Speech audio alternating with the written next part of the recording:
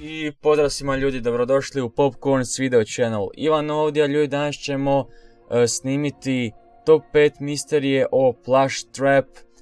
Jer postavio sam anketu neki dan i znači velika većina vas ste tražili o Plush Trapu, tako da evo znači vaša želja, moja zapovjed.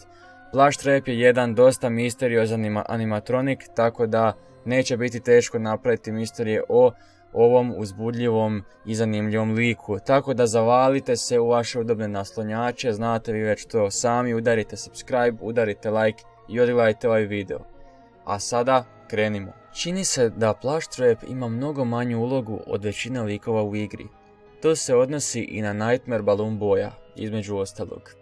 Zapravo, čini se da on u priči nema nikakvu ulogu, a pretpostavlja se da postoji samo kao lik za svoj minigame. Kao rezultat svega toga, nije poznato što je on točno i zašto napada igrača, niti se objašnjava gdje se zapravo odvija njegov minigame.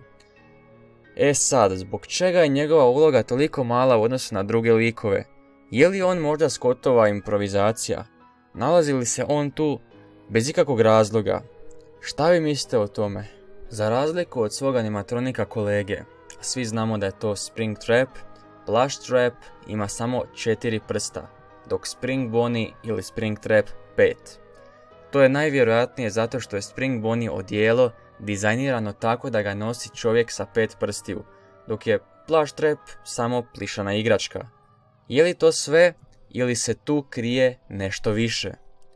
Teško da itko može dati odgovor na ovo pitanje.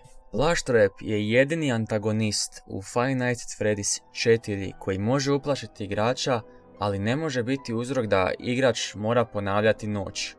Osim ako se ne ubroji Nightmare Foxyjev jumpscare unutar ormara, ali mi ovdje samo gledamo Plush Trapa.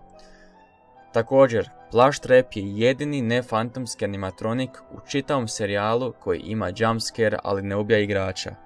Je li to sad možda povezano sa njegovom smanjenom ulogom u čitavom Five Nights at Freddyju, ili možda to zato što je on samo plišana igračka i nema neki značaj u igrici, kao što sam to već napomenuo. Je li možda to razlog zašto osim Phantom animatronika je Plush Trap jedini ne fantomski koji ne može ubiti igrača, nego samo jumpscare napravi i nikome ništa? Što vi mislite o tome, pišite vaše mišljenje u komentar i obavezno ostavite like, subscribe i tako dalje. Četvrta misterija. U Five Nights at Freddy's Sister Location, Plush Trap i početna lokacija Nightmare animatronika u Five Nights at Freddy's 4 prikazani su na karti na Breaker Control Box u Breaker sobi. Stavit ću sliku pa ćete vidjeti o čemu govorim. Uz to, Easter egg se nalazi u Private Room koji prikazuje kamere iz Five Nights at Freddy's 4. Također ću staviti sliku pa ćete vidjeti o čemu ja to pričam. A pitanja se postavljaju zbog čega se to uopće nalazi tamo, znači zbog čega taj Easter egg i zbog čega se nalazi ta početna lokacija Plush Trapa i sve ono na tim kartama, to jest na mapi u Breaker Control Box u Breaker sobi. Evo, znači pišite svoje pretpostavke, ja stvarno nemam pojma što da mislim. I slijedi peta, odnosno zadnja misterija za danas. Čini se da Plush Trap ima čeljust zelene boje. Nije poznato što to znači. Moguće je da je to posljedica svjetlosnog učinka, mada to može biti znak propadanja, odnosno nekog oblika korozije ili hrđanja. Isto vrijedi i za Nightmare Chiku.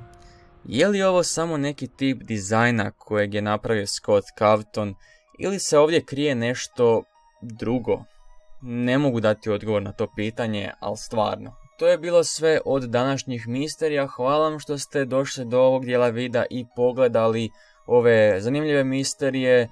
Tako da eto, nadam se da vam se video svidio. Obavezno ostavite like i subscribe na kanal. Znači nalazimo se na 13.100 subscribera. Znači fali 400 subscribera kako bi snimio pozdrave i fali 900 subscribera kako bi snimio komplet Five Nights at Freddy's priču. Tako da eto, znači udarite subscribe obavezno ako već niste i dovedite ostale prijatelje, ljude, poznanike na kanal kako bi prikupili što više subscribera i kako bi poboljšali ovu našu zajednicu. Eto ljudi moji, to bi bilo sve od ovog videa.